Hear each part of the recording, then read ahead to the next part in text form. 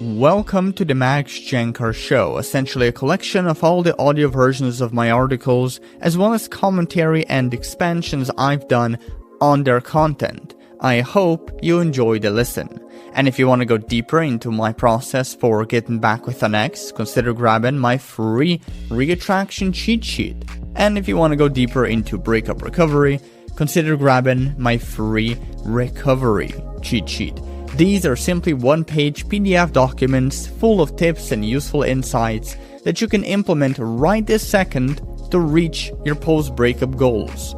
To get any of the two cheat sheets, visit maxjancar.com/sheets. That is maxjancar.com/sheets, as in a sheet of paper.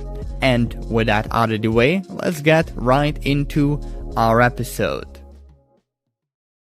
Understanding and Managing Neediness by Jancar. Neediness is one of the most common problems preventing people from getting back with their ex. Roughly speaking, 80% of my readers broke up with their ex and have difficulties getting them back solely because of neediness. So chances are, you're in the same shit-stained boat.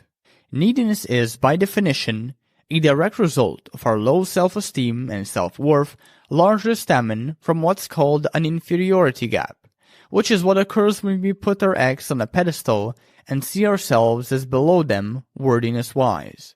In other words, the inferiority gap manifests itself when you undervalue yourself and or overvalue your ex. When you start caring more about what they think, feel, and believe than what you think, feel, and believe. When you prioritize their perception of you over your perception of yourself. It's this inferiority gap inspired mindset that leads to all neediness, which then further leads to all unattractive behavior, whether directly or indirectly. How neediness generally looks like. Here are some of the most widespread needy behaviors I keep seeing time and time again. Go through them and reflect on each. Then think, what's the theme tying them all together? Chasing and pursuing your ex by constantly initiating text and social media conversations, calls, email exchanges, etc. Pleading, begging, and bargaining with your ex for another chance. Constantly demanding attention and reassurance from your ex. Trying to impress your ex and fishing for their admiration, approval, and affection. Forcing, manipulating, or cajoling your ex into getting them to show interest. Repeatedly going over and over-analyzing what your ex says or means. Checking your phone 69 times a minute to see if your ex replied. Obsessing about your own neediness level when interacting with your ex. Buying your ex gifts, not as genuine tokens of appreciation, but as bribes for sexual and emotional validation. Giving your ex compliments not because they deserved them, but because you want something in return. Affection, sex, another compliment, etc. Changing or improving yourself, not because you want to, but because you're trying to inspire your ex to return. Not speaking up when something your ex said bothers or upsets you. Failing to stand up for yourself when your ex disrespects you or tries to take advantage of you. Withholding an opinion because you're afraid it will offend your ex. Being scared of and actively avoiding confrontation, conflict, and rejection. Being passive-aggressive and avoiding honest, direct communication with your ex. Making covert contracts, that is, unspoken or hidden expectations you have of your ex. Being entitled and expecting them to cater to your every need and desire without any consideration for their feelings. Have you noticed it yet? The central theme underlying all of the above behaviors, as well as all needy behaviors in general, are needy intentions. It's all about intentions. The theory goes that any behavior you display can be either needy or non-needy. What determines whether it's needy or not, however, as well as the degree to which it is needy, are your intentions behind the behavior. That is, the motivation for displaying it. This theory can be tricky to grasp. So here's an example of how it plays out in the real world. You could tell your ex while dating how much they mean to you and propose you get back together, out of sheer curiosity and without expecting a certain answer in return. Or you could sit there act indifferent and like you don't give a shit about them, and have them propose the idea of reconciling. The former behavior is non-needy. You're speaking your truth. You intend to unabashedly express what you feel and accept any response your ex gives you. The latter behavior, however, is needy. You're acting like you don't care whether or not your ex gets back with you, while in reality you do care. So much, in fact, that you intend to manipulate them to get them back. Another example. You can text your ex to return your favorite shirt with the intention of gauging their interest. Or you can do it because you genuinely want the shirt back. Again, the former behavior is needy because you're using the shirt as an excuse to reach out. You're using it as a means to some end. Whereas the latter behavior is non-needy, since you're reaching out solely because you want your shirt back. The shirt is the end, not a means to some other end. Last example. You invent reasons to contact your ex. You basically convince yourself that you're reaching out only because you want to see how their family is doing, or to tell them about this cool new movie that you saw. But in reality, you just want to hear from them because you miss them. Perhaps you want to put your toe in the water and see where you stand with them. These are your real intentions. You certainly couldn't give any shits about their family or recommending that movie. Thus, you're being needy. Now, before you start thinking if you can just fake your intentions, the answer is no.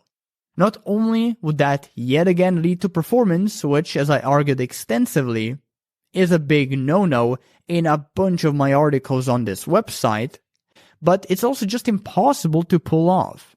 Sure, faking intentions may work for some time, but eventually, inferiority and with it neediness will always find a way to seep through your behaviors and sabotage your reconciliation efforts. How to manage your neediness? First, let's be clear. We're all human.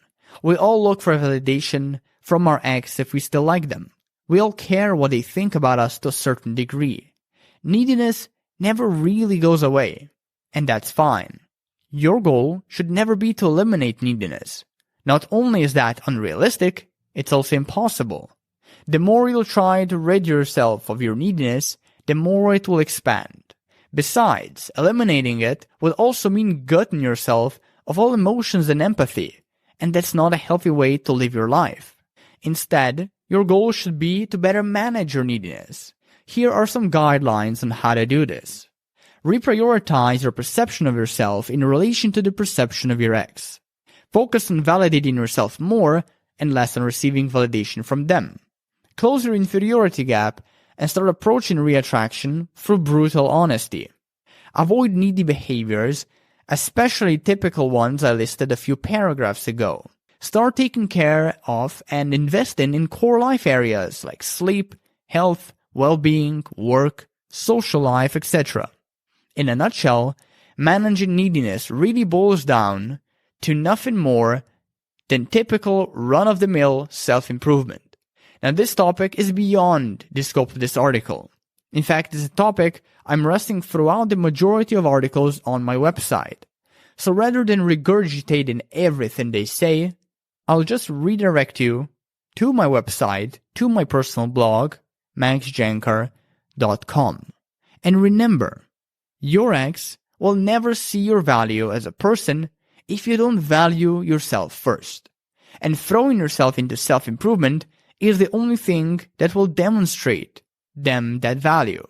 However, coming back to intentions, there is a fine line between improving yourself for the right and wrong ones. If you're trying to improve yourself because you genuinely want to, you're doing it solely for the sake of self-improvement, then your attempts at doing so are non-needy and therefore attractive. But if you're trying to improve yourself for your ex or anyone other than yourself, then your attempts at doing so are needy and therefore unattractive. Think of it ultimately in the terms of the classic Wayne Dyer quote, "Loving others starts with loving yourself. If you don't love yourself, no one else will." Not only that, you won't be good at loving anyone else. Loving starts with the self.